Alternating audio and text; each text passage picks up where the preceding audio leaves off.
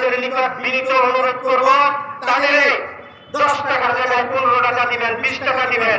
তারা একমাত্র আল্লাহওয়ালা, যে খেটে খায় সে আমলি, খ্রিস্টওয়ালা না, তারা আল্লাহওয়ালা। তারা মানুষের সেবা করে। আপনার ছেলে পরীক্ষা দিবে, আপনার ছেলে স্কুলে যাইবে, কে নিয়ে যায়? খ্রিস্টওয়ালা।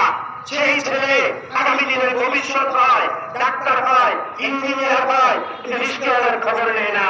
যেদিন মেট্রিক পরীক্ষা দিতে যায় সেদিন ছেলের বাবা ছেলেকে নিয়ে যেতে পারে না, নিয়ে যায় খ্রিস্টওয়ালা। যেদিন আপনার ছেলে বেকার নিয়ে ঘরে আছে, মিষ্টি নিয়ে বন্ধু বান্ধবকে দেয়, সেই দিন সেই খ্রিস্টওয়ালা আপনার ছেলেকে বাজারে পৌঁছে দেয়। আবার আপনার ছেলের চাকরি হইলে সেই বেকার নিয়ে যখন আপনার বাড়িতে যায়, সেই কুসমাস্টার আপনার বাড়িতে রিস্কা লইয়া যায়, প্রাইভেটকে লইয়া যায় না।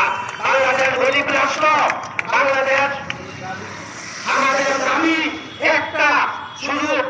সারা বাংলাদেশ, বরিশাল সহ সারা বাংলাদেশে এই অবৈধ অটোগুলি একবারে বন্ধ করবেন। আর যদি অটো রিক্সা এই সদর রোডে চলে, আমি সমস্ত রিক্সা ড্রাইভার ভাইরা একবারে সেই অটোগুলি থানায় নিয়ে যাবো।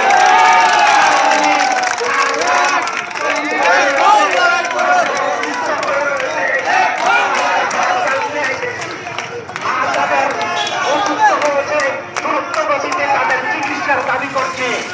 আর যদি কোনো অটো রিক্সা কোনো মানুষকে আহত করে, ওই ড্রাইভার সহ, ওই গাড়ি সহ, ওই মালিককে অনির্দিষ্টকালের জন্য জেলের দাবি করছি।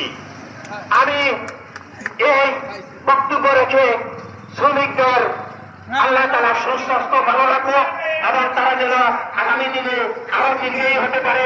রিক্সার একটা আইন হওয়ার দরকার, যে সকালে রিক্সা চালাইবে সে বিকালে চালাইবে না, সে বিকালে চালাইবে সে সকালে চালাইবে না।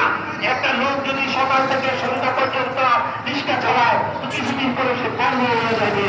এই জন্য সবকিছু একটা শৃঙ্খলার দরকার আছে, রিক্সার একটা শৃঙ্খলার দরকার আছে। তাদের ছেলে মেয়ের পড়ালেখা, তাদের ছেলে মেয়ের পুনর্বাসন, বয়স্ক হলে একটা রিক্সাওয়ালা সেও রাস্তায় না নামে এই দিকে আজকে রিক্সাওয়ালার পক্ষে কেউ চালায় না। তারা যখন ঈদের দিন আসে এইগুলো তারা রিক্সা চালায়, নামাজের সময় তারা রিক্সা রেখে নামাজ পড়ে। তারা রোজাতে আমি দেখছি অনেক রিক্সা ড্রাইভার সে টুপি মাথায় দিয়ে গেঞ্জি পরে গান করতে থাকে। জিজ্ঞাসা করছি আপনি কি রোজা রাখছেন? সে বলে কি ইনশাল্লাহ আমি রোজা